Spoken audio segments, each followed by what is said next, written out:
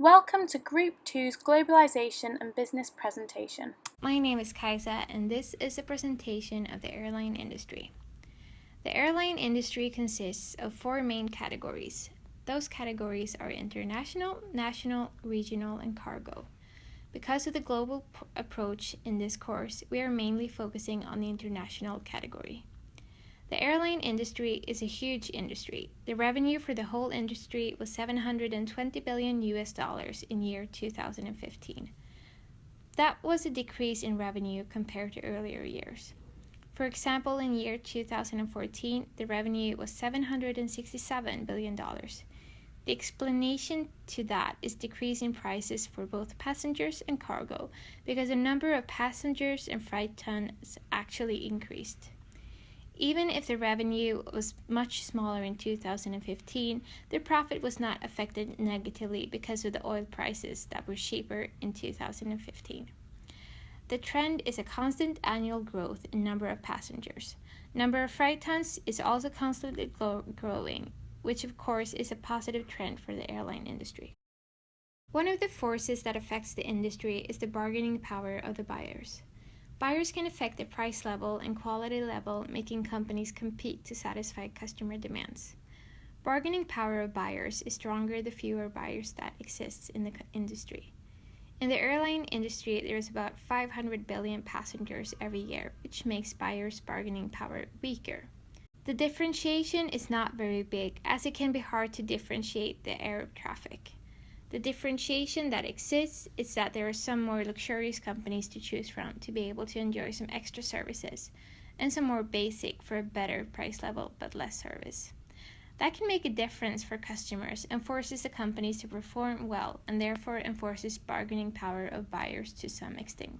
To switch from one airline to another is no actual cost at all, which makes buyers more powerful. Some airlines have bonus point system, and a loss of those points can be seen as a cost for the buyer, as many points can give you a lower price, a free trip, or something similar after many flights with the same airline. If we see that as a switching cost, that decreases the bargaining power of buyers. Buyers can also change from air traffic to, for example, train traffic when it comes to shorter trips, because no switching cost is involved. That puts even more pressure on the airline to make the customers choose air traffic. When it comes to longer trips, you could say that there is no substitute, as it takes too long time to go by boat or train instead of airplane. Then buyers are dependent on airlines for traveling, which gives the airlines more power. There is no risk for industry backward integration, as it is impossible for customers to produce flights by themselves. The threat of new entrants. The first point here is in this section is high capital requirement. Purchasing a new fleet of airplanes is usually very expensive, because the cost of a single airplane is around $320 million. This is for the Boeing 777. Financial programs help startup airlines to deal with these expenses, by providing them with loans. Creating a fleet of second-hand planes is another alternative. One example is of Elegant Air, which started with a fleet of retired MD-80s. The capital requirement for an aircraft acquisition is high and may discourage some of the new players, as fuel costs account up to 50% of the airline expenses and might make budgeting problems. Even though other costs are there for an airline, fuel is one of the largest costs for newcomers. The second point is government regulations, which includes taxes, fees, and regulations. Airport taxes are the same regardless of the ticket price. Taxes, fees, and regulations are constantly subject to change.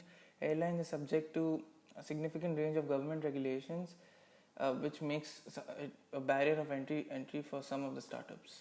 Second is power of new suppliers. The first point here is aircraft, as Boeing and Airbus are two major manufacturers which dominate the market, and due to only two manufacturers in the market, there is not enough competition amongst the suppliers.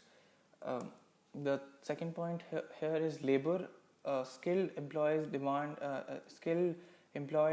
and supply. Pilot shortages. A study done by Boeing shows that forecasted demand for forecasted demand is to be 12,000 pilots by the year 2025. Labor unions and suppliers have significant power. Due to this, it puts them into the driver's seat. Fuel. The 12 members of the cartel, OPEC, produces around 12% of the crude oil.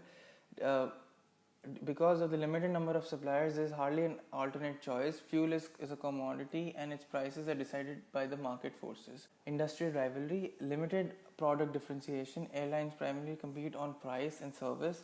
However, extent they do compete on frequency of flights, frequent flyer programs, multiple and direct rivals in rivalry between low fares and service. Also, mergers of major US airlines have resulted in reduction in the number of key players from 11 in 2005 to just 6 in 2014. This is Karen Bergstrom, and I will speak about the threats of substitution. There are substitutes in the airline industry, and consumer can choose to go with bus, train, car, or boat to reach their destination. However, there can be high switching costs for the consumers while choosing a substitute, such as price and especially time, because no other mean of transportation can really compete with an airplane when it comes to time, especially when consumers are traveling farther distances. The substitutes can be somewhat more threatening when it comes to consumer traveling shorter distances, and going by train or car, for instance, can have a lot of benefits. However, when it comes to service, the airline industry surpasses all other means of transportation in most of the cases, with their entertainment, their earplugs, their blankets, and so on. So in conclusion, the threats of substitution are almost non-existing when it comes to consumer traveling farther distances, and it has a medium substitute risk level when it comes to shorter distances and domestic traveling. First factor of the PES analysis, political. There are a lot of different taxes, charges, and fees in the airline industry that passengers end up paying for when they buy their ticket. This can cause a lot of trouble for the flight companies. The airline companies have no choice but to adapt to all the regulations, and when a tax is rising, for instance, they might have to reduce the price of their tickets in order to compete with other means of transportation. Political instability, terrorism, wars, and the outbreak of diseases that affect certain countries also have a big impact on the airline industry. Flights can be cancelled to and from these areas, and consumers will feel insecure flying to areas with a high security or disease threats. Although a lot of airlines have been struggling with unprofitability and big losses for years, they are often able to continue to operate because various stakeholders cannot afford to let them close. Moving on to the economic factors. One factor that has had a big impact of this industry are the fluctuation in oil prices, which means equally high fluctuation in the cost for fuel, which comprise around 30% of an airline's operating costs. Another factor that the operators in this industry constantly must deal with is tough competition from low-cost airlines, which over the years has had a huge impact of the industry with their market penetration strategy. This has caused conventional carriers to close their hubs, cut down on flights and jobs, and in some cases even close the service to some cities. Global finance crises are another factor that has had a big impact of the airline industry. This can be seen, for instance, after the 2008 final crisis, where a lot of flight companies struggled a lot. The equipment needed to make a safe flight-approved aircraft is very expensive, and regardless of an airline's business conditions, they have a large loan or lease repayments to make. They also have large fixed costs, such as the labor forces needed to run the complex operations. I'm Iona, and I'm going to be looking at the social factors. Firstly, social media has played a huge role in increasing the number of passengers that airlines can attract.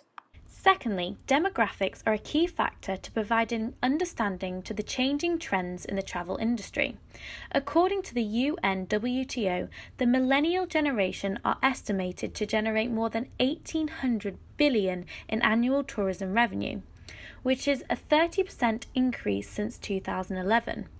This is an estimated 20% of the 990 million international tourists travelling were young people.